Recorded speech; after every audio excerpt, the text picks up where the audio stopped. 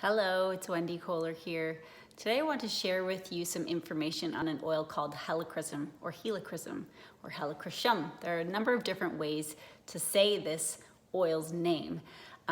This is a beautiful oil for healing, not just skin and tissue and from pain and painful areas, but this oil also supports emotional pain.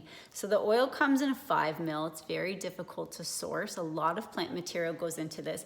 And then sometimes you can even get it in a roller option. Both are phenomenal. So today I'm going to cover some information on the emotional side and the energetic side of Helichrysum and why you might choose to use it. This is the oil of emotional pain, like I said. So this oil helps move us away from feeling intense emotional pain, anguish, trauma, feeling hopeless, feeling desperate, feeling wounded, and into more feelings of healing, courage, hope, transformation, perseverance, and feeling more determined. What I love about this oil is that it's an amazing healer of pain. If we let it, it aids people who are more like the walking wounded, where they're carrying trauma and baggage over time. That makes it difficult for them to continue moving forward.